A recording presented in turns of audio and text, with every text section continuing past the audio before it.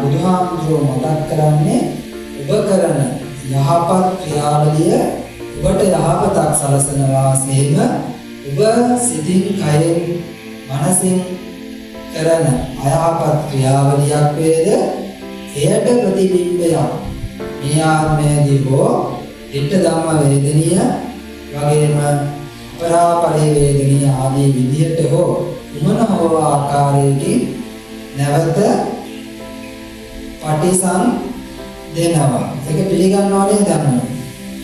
අපි කරන දෙයට ප්‍රතිවිපාකයක් තියෙනවා. ඒ නිසා තමයි බුදුහාමුදුරුවෝ මතක් කරන්නේ ඔබගේ ශ්‍රමය, කාලය, ධනය ඔබගේ මේ ඉස්මස් මේ හැම දෙයක්ම ඔබ දන් දෙන්නේ කුමටද කියන අදහස තේරුම් ගන්න ඔබ දේවල් කරන්න ඕනේ. ඔබ ධර්මය අහන්න, ධර්මය තේරුම් ගන්න, සත්‍ය සොයන්න ඕනේ කියන අරමුණින් තමන්ගේ ඇස, තමන්ගේ වේලාව, කාලය නේද?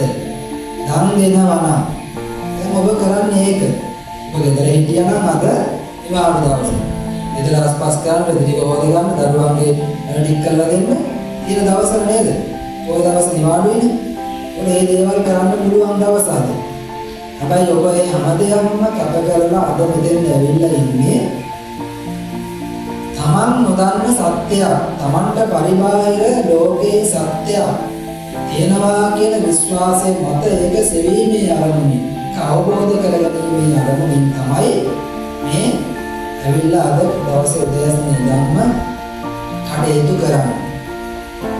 ඉතින් අර මම දුන්නොත් දාහනේ ලැබෙන නිදානිය කිව්වේ ඔබ මේ ධර්මයේ දකින්න හොයන්න කොතරම් ඔබගේ කාලය ශ්‍රමය වැය කරනවද ඒ තරමට ඔබට වහා ඉක්මනින් ඔබ කැප කරන තරමට ඔබට ඒකේ අවබෝධය, ප්‍රඥාව කියන ප්‍රඥාව කියලා සරලව කියන්නේ ලෝකේ යථා ස්වභාවය තේරුම් ගන්න ඔබ මේ කැප කරන කාලය ඔබට නැවත ඔබට උපකාරීත්වය අවබෝධයේ විදිහට ඔබට සලකනවා. දන්නවනේ ධම්මපදයේදී කියන්නේ හරියට අපි කරන දේවල් පදයක් කරොත් ගුණා පසුපස්සේ වැඳ කරත්තේ වගේ බරසාර පටවලා එකට දෙක වගේ හම්බෙන්නේ.